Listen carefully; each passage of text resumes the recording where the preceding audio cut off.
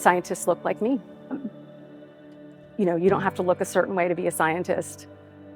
You don't have to, you know, go to an Ivy League school to be a scientist. When I was younger, I think thinking about science and just being curious about science, that was kind of like an underlying theme throughout my childhood. I remember being so excited getting a microscope for my birthday when I was like 6, and I loved it. I played with it every single day.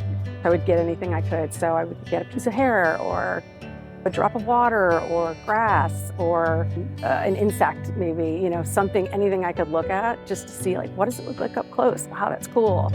I just wanted to know things. It's like magic, but it's real.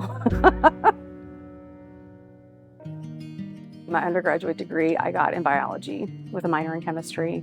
I didn't have family paying for my tuition, so I had to work my way through school. I waited tables while I was in college, and honestly, the only way I could do that would be to write my notes on little note cards, keep them in my apron pocket so that I have them there, and if I have a minute or two here, I can study that way. So it took a lot of focus and a lot of studying.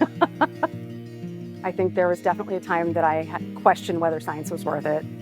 I was in organic chemistry class, and I was just having a time. It was so hard.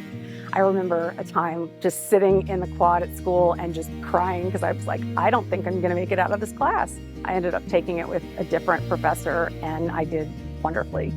What's really funny, though, is that I ended up working as an organic chemist. Funny how things kind of come around full circle. One of the first jobs that I had, I was working in a quality control lab.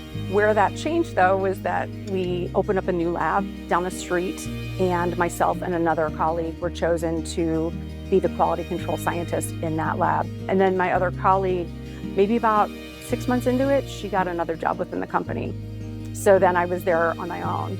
I think going through that situation where I was running a lab on my own did teach me that I can do hard things and I can keep going.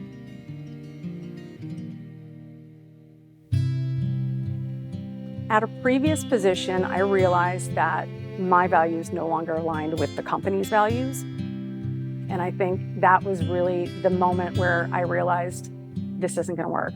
I wanted what I was doing and what I was spending my time on to mean something and to be meaningful to me. So I realized that something needed to change and that wasn't going to happen on its own. I'm going to give myself the benefit of the doubt and give myself a little grace here and just go try and just see what happens. So I took a look at the job posting for my current position. I thought, you know, I think I can do this. It's different, it's in vaccines. I've never worked in vaccines, but I have a lot of relevant experience, things that are transferable. And so I thought, I'm gonna just try. What happens if I try? If it goes nowhere, then I haven't lost anything. I thought, well, if nothing changes, then nothing changes. I interviewed for my current position and I was offered the role. It was really cool to be now in a position where I can see where my hard work is going and the work of my colleagues, and know that we're making a difference and know that we're doing something good for our community and for the world. I was diagnosed with ADHD when I was an adult, when I was in grad school. And so it kind of put a lot into perspective for me. It helped me realize the way that I process information might be different from the next person, but I still have a lot that I can offer. I can get really locked in when I'm really focused on something. I hope that the curious kids see me and themselves and hear this story and think, you know what, I'm kind of like that.